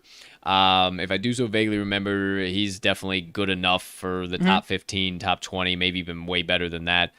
So if you are needing a kicker, I think Jason Myers is definitely worth a look. They might get into a spot late in the season, fantasy playoffs, where they're kicking a lot of field goals, and he might just get you an extra point or two that you so desperately need. So Jason Myers worth a look in my mind. And then this defense, I'm going to stay way the hell away. I do not know what we get. I am very concerned we might get negative fantasy points from week to week from this team after being a solid double-digit fantasy team year over year. We saw regression last year. I think we see regression again, and I'm going to be very tentative, and I'm going to pass on the defense altogether. Yeah, I'm right there with you. Jason Myers, number 9 kicker. I would definitely take him. I think he's going to be right in that range again, if not better. So he might be a guy that I'm looking at. Seahawks defense, much like you, number 20 defense last year. I think it might be right around that same number again. So I am staying way the hell away from that defense. Maybe there's 1 or 2 games, but I'm not even really seeing a couple except for maybe the Jags and Texans, Lions that I might be interested in. So I'm staying way away. All right. So we are pretty much on the same page with everything except just a little bit of difference there on the tight end room. However, that officially does it. The entire fantasy advice for the Seattle Seahawks from the TTL crew in start, stash, or pass. And my friends, that officially does it. Everything 2021 Seahawks. We gave you the full offensive and defensive breakdowns and projections from yours and yours truly. We gave you our full schedule breakdown and record predictions. We talked about all the betting value, not only weekly, not only daily, but also zoomed on out and went to the future markets as well. And then we just got done giving you all of our best fantasy advice. You got it all. It'll be right here all the way to and through the start of the NFL season, which, as a reminder, is now only 7 days away. Cannot wait. All right. Before we get into the rest of the show, some announcements, some stuff to talk about here. One thing we do have to do, my friends, is send the Seattle Seahawks about their 2021 seasons the only way we know how. So, without further ado, to Pete Carroll, Shane Waldron, and Ken Norton, every offensive, defensive, and special teams player in Seattle, and each and every member of the 12th man and the Seahawks organization. We wish you the best of luck in 2021. We hope you have nothing but success, and as always, Godspeed. Godspeed. There we are, ladies and gentlemen. There it is. No more Seattle Seahawks. The entire season preview is a wrap, paper or plastic. All right, my friends. So, that all being said, quick little sip-roo there for you, boy, before we carry on here. Got about 12 minutes here till 11:30 hour, so let's talk just a little bit of nonsense. We'll get a little RMags Sidebar, and then we'll dive into some motivation minutes, get you about your Thursdays. So, partner, anything burning on the brain, melting on the heart, festering on the soul, you have been dying to get out to the kind folks that joined us on episode number 116 of the Talking the Line podcast on this beautiful September 2nd, 2021. All right, nothing crazy again, but Russell Wilson. How about a little all-time update for the man, Russell Wilson, future Hall of Famer, but where will he rank all-time on TDs, yards? As it stands right now, he is actually 19th all-time in touchdowns, a little higher than I would have expected, and big old split from his yards. He is 35th all-time in yards. Oh, wow. Passes touchdowns at a higher clip, apparently. He is at 267 for his career in touchdowns. John Elway is 12th with 300, so another solid season. And Russ should be in that top 15 and be knocking on the door for top 10. And then as it goes on, he is going to be right up there trying to compete for those records if he keeps up this for another 5-6 years. I mentioned yards, 35th all-time with 3,946. Obviously going to move up that list as well, but not going to be as high as that touchdown list. But 19th all time. That was a lot higher than I was expecting. So I could see, I mean, if he plays, I think he's been in the league 8 years, if I'm not mistaken. Maybe that's a little off. 2012. I think so. So, yeah, 8-9 years. So, if he plays even close to how these other guys are playing, he's going to be well over 500 touchdowns, man. I would have to agree with you. So let me ask you this. First ballot Hall of Famer? Yeah. If he retired today, yes. Really? Yeah, 1-1 in the Super Bowl, Okay. already top 20 all-time touchdowns. Yeah. Okay. I would have to agree with you as well. Russ is he's special, man. Yeah, man. He's special. He's something different. So, hey, I definitely wouldn't have put him up there in 19th. You know, he gets the yardage, maybe not so much always the touchdowns, but doggone, that's pretty damn good. And, hey, maybe we see an MVP season from Russ. Maybe. Who knows? But you heard it here first. How about a vote first? How about a vote? How about just an MVP vote? That would be pretty solid. That would be pretty cool to actually see for once. But that all being said, you heard it here first. Thank you for your sidebar partner. Of course. All right. Now, a little bit of nonsense, a little bit of banter. What do we got coming up in the coming days? So, tomorrow, episode number 117. I have been had this date circled on me calendar for a very long time. This is the first opportunity in 27 days, which will be 28 tomorrow, that we will be bringing you a full betting show. We are back to a daily sports gambling podcast, ladies and gentlemen. It is back to business as usual. So, here's what we're doing tomorrow. We're going to talk a little bit about the format, if we're actually going to set it up exactly like how we do the regular daily show. Right. My picks, Mag's picks, moneyline dice roll, special play, yada, yada, yada. Might do a little something different because I've already looked into tomorrow and all the way through Saturday and the early slate of Sunday. Right. I've burned down some hours last night going through lineups, stats, previous trends, all types of shit. I was all over the map last night till about 11, 12 o'clock at night, just burning the midnight oil. So that all being said, we'll have a lot of value. I know you got a lot of value too. So we'll have spreads, we'll have money lines, we'll have game totals. I know I shouldn't do it, but I keep fucking having this idea, this teaser in my head, and I know I shouldn't tease college football because they're too damn big. I don't know, maybe it makes an appearance, or maybe I would like to keep my reputation as a handicapper intact and not tease college football. So, that all being said, tomorrow, episode 117, pause on the NFL special editions. College football special edition is live tomorrow. So make sure you stop by. We'll get you our best bets. Might be a little bit shorter than it has been here now. Might add on little rants and reactions. Who knows? But just know we're dishing out nothing but best bets, special plays, and everything in between for college football tomorrow and all the way through the weekend. So get ready to cash some fucking tickets with the crew. I mean, people I know are excited for Saturday. I don't think anyone's really talking about how good this card is on Friday and even Sunday, man. The Friday's a little bit more lackluster. There's a few games. I'm just a nerd, dude, for football. I know. There's, like tonight is fucking electric. And then Friday, there's like some of those FIUs. And I think is Michigan State Northwestern Friday, I do believe. That is Friday, but we cannot bet on it, so it doesn't effing matter. I don't care. I still love it. Because I did like MSU plus 3.5. As do I. Yeah, obviously can't bet with Northwestern playing. I hate the gambling rules of Illinois. That all being said, yeah, that's everything CFB show. So tune in tomorrow. We'll be back to business as usual, but just for tomorrow, because then on Monday, and we'll remind you about this, Monday through Wednesday, we're going back to the NFL special editions. Just briefly.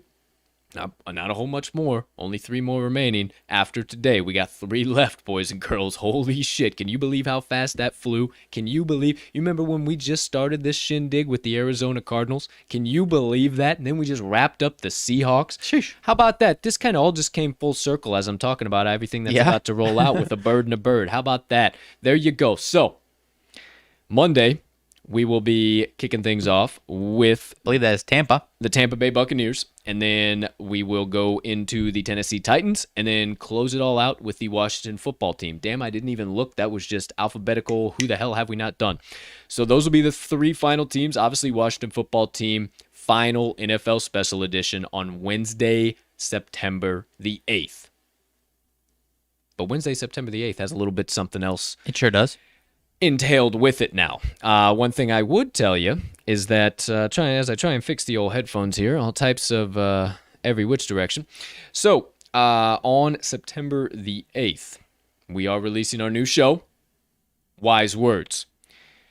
Now, as a reminder, the Daily Show is going nowhere. We will still be live every single day, 10 a.m. to 11:30 every single day, Monday through Friday. No question about it. We'll always be dishing out picks. But every single Wednesday from September 8th there on out, we will be releasing a new episode of Wise Words, which is a pre-recorded interview-based show with some of the most electric minds, personalities, and everything in between in the sports gambling industry. We got professional handicappers. We got sportsbook managers. We got odds makers. We got deputy editors for some of the biggest sports betting content in the world. Yes. Seen by more eyes than ever, and he has agreed to come and talk with us. I'm incredibly honored and humbled to be able to bring this to you guys. We have made some awesome connections very early in our journey, so we are not only doing this kind of for us and to learn more about the people we look up to and kind of build those connections, but we're doing it for you guys. Yeah. We want you to learn about these people that we have so much respect for and learn about why we fell in love with the sports gambling industry and hear stories from those exact same people who have a passion and love for the industry just as we do, and hear their stories. How did they get into it? Why do they have such a love for it? Maybe hear some tips and tricks from them as to how you can improve your betting game. Maybe you're a brand new bettor. Maybe you hear something from them as to would be the number one thing you need to start doing right now. Maybe you hear some past life stories from them, some things, maybe the worst beat they've ever had in their entire life. Who knows what you might hear, but I can guarantee you it will be jam-packed for 30 to 45 minutes with nothing but info, knowledge, laughs, everything in between that you can possibly imagine on Wise Words. It is going to be a blast. We are recording our first episode this Saturday. We have locked down our main man. Not going to tell you who. I was speaking with him again last night. Very, very excited. Everything is confirmed. Everything is good to go. So cannot wait to bring this to you guys. And it's only going to get bigger and better. Just as everything we do here at TTL Sports Media. It never seems to decline in any way, shape, or fashion. So remember that. You got a new show coming from TTL Sports Media next Wednesday, September the 8th, right before we kick off the NFL season. Wise Words. I cannot wait to bring it to you guys. That all being said, before I dish out some motivation minutes for you guys, a couple of quick reminders. Make sure at the very least, just so you can get updates, tune in to the TTL pod. Daily, we'll always give you the updates of anything we have going on. And at the bare minimum, follow us on Twitter. At Talking the Line, you'll always find our latest updates, what's going on, our bets we might be making, analysis we're finding. We always put it on Twitter out of anywhere, and then you might be able to find it on some of our other platforms. If you're looking for other platforms or additional content, just head on over yonder to this episode's description. You'll see that Talking the Line link tree. Click that bad boy. We got all of our social platforms and additional content all in one convenient location. So go check it out. Consume all of that whenever you guys damn well feel like it. All of that, told you about our Action Network apps. Make sure you follow us there. I'm at cash_with_Colt. Riley is at RMags in all caps. And then once we get back to business as usual, Cash and Gridiron tickets, you can find all of those at Talking the Line. All the best bets from the Daily Show. If you don't have the Action Network app, but you still want a little bit of value, still want a little bit of additional opportunity to play some of our best bets of the day, go to talkingtheline.com, hit that Today's Best Bets tab, and you'll see everything lined out. Nice and easy for you right there as well. We make everything we do super user-friendly. We don't want to make this shit hard on you because it's already hard enough when we're trying to sweat out these games and cash these tickets. So we make everything else very easy for you, and you can actually bet on your favorite sportsbook from talkingtheline.com. You can see whatever. Really? Can you believe this? I can't. You can go to the Today's Best Bets tab. You can see a widget of a team that we really like. Really? And you hit this widget, and it takes you to a whole nother page. You say, whoa, where am I going? Where am I going? And then all of a sudden, my face or your face populates with that nice little emblem, And then it gives you every sports book available in your state that you love. And if you haven't signed up for that one, most of the time you get $250 to $500 deposit bonus if you sign up through us. Can you believe that shit? I can't. Hell of an opportunity. Hell of an opportunity. Hell of an idea. Check out the Today's Best Bets tab on talkingtheline.com. Might have a little something there for you. And then, maybe if you just meander on around into Tally site too through that, which probably will happen, we got a nice little 75% discount for you there. You're only paying less than $1 for what other people are paying $20 to $50 to $75 for. You're getting easy access to it. So go check it out. talkingtheline.com/today's best bets. Today's best bets. All right. That's everything, my friend. I got it all out. You got it all. Let's see. Anything additional here that I need to cover before we get on out of here? Nothing major. Curtis Samuel does look like he is back with the Washington football team, so another solid ad there for Ryan Fitzpatrick and the team that we continue to be higher and higher by the day. But Riverboat Ron. So that's all being said. About does it here. Let's send you kind folks on about your Thursdays the only way I know how with my motivation minutes. Now, let me lean over yonder, get my pen again. Keep having the case of the dropsies here today. But this one's short and sweet, and this one is actually going to entail you doing a little bit of investigating, a little bit of thinking on your own. And I'm going to take you back to that path that we were looking in the past at the beginning of the week, and then we got on, we were looking a little bit too far in the future. Now, we're right here in the present moment. Talked to you about yesterday about being careful about who you choose to walk with you on that path. Now, let's just focus on only us. Only us on the path this moment. And where I'm kind of going with this, and kind of frame it all together, I hear a lot of the guys or gals that I look up to in this kind of space, the motivational speaking, that kind of space, that speak on what you become in a process is more important than what you acquire. And there's many, many different perspectives and ideas and thoughts, and I thought last night, why don't I throw my hat in the ring on that? And actually, this whole path could be real good for something maybe a lot of people haven't heard. So let's go back to this path and think about it in this mindset of you're going through your process, and who you become is more important than what you acquire. Think about this. What mindset do you find yourself having? You're walking down the path. It's that beautiful sunny day again.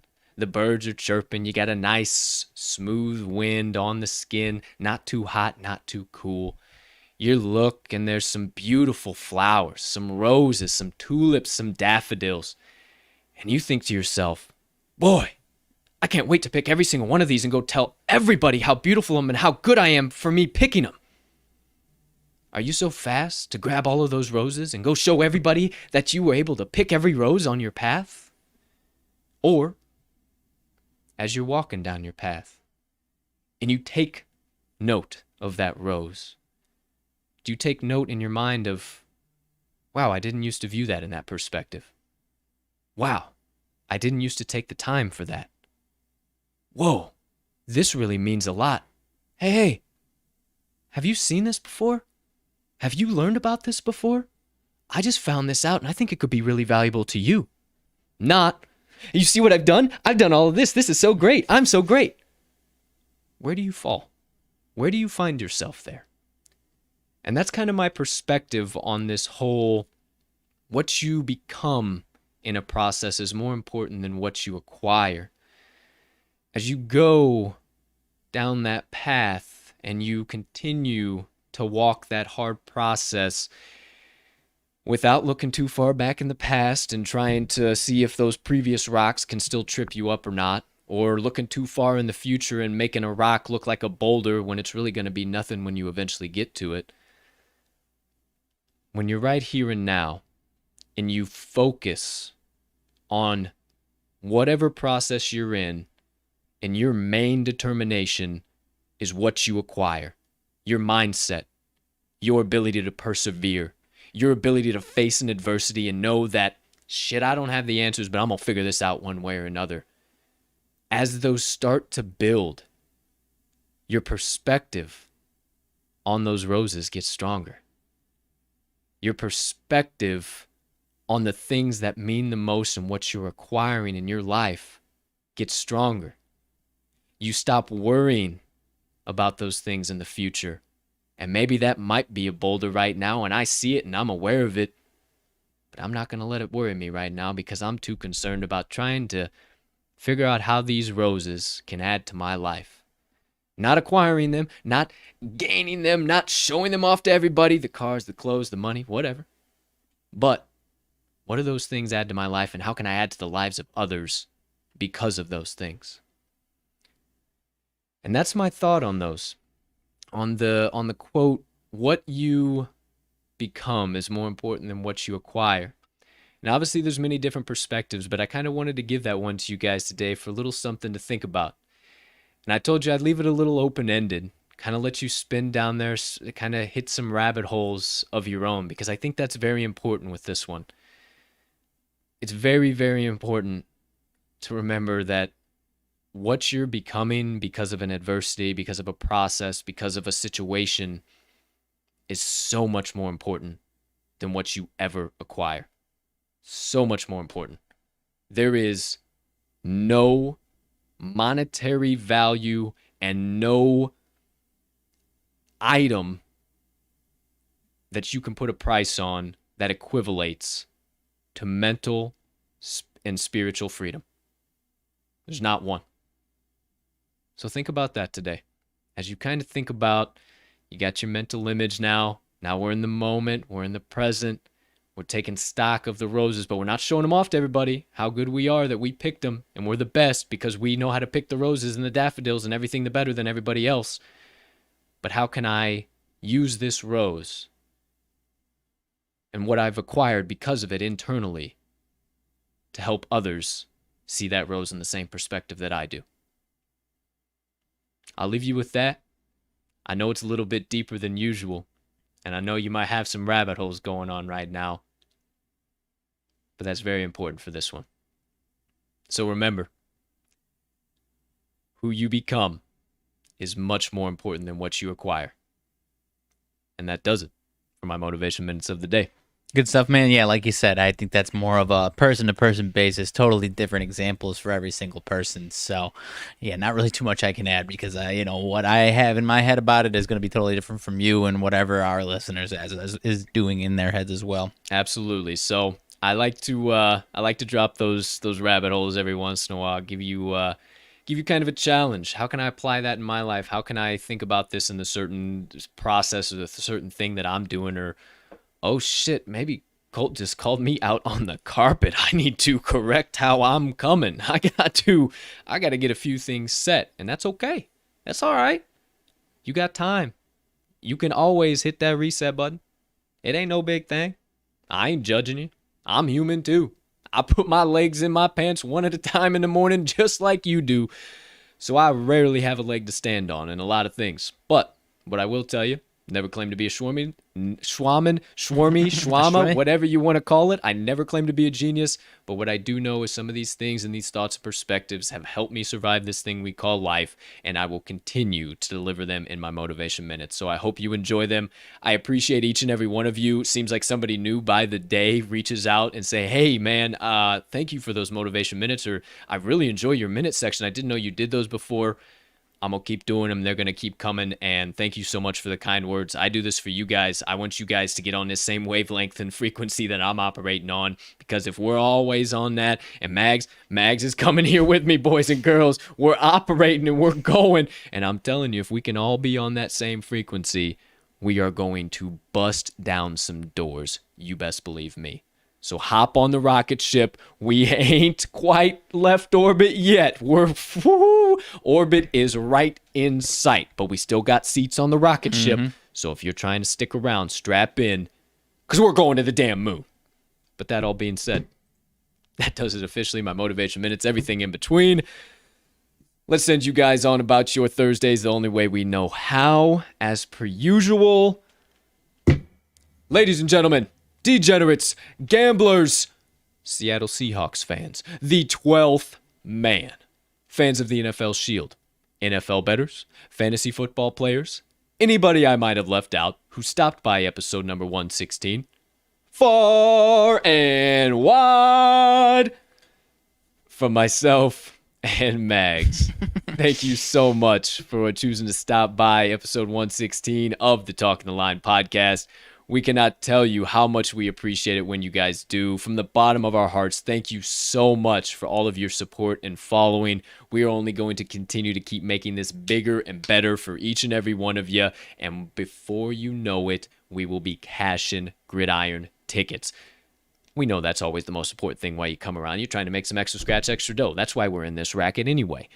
But that all being said, we hope you have a spectacular rest of your Thursday, unless you have any other plans.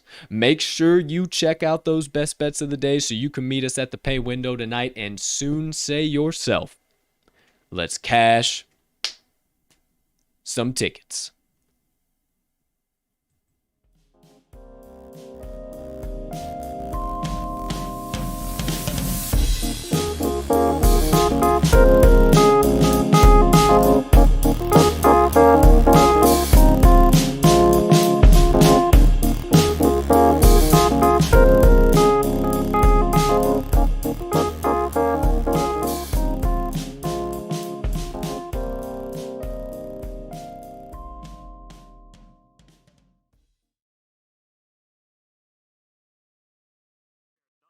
Should show her that I love animals.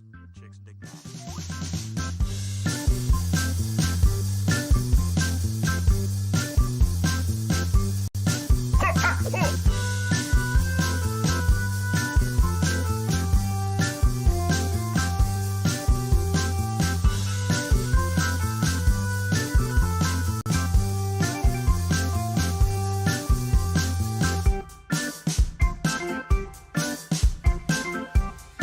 Man, you smell pretty.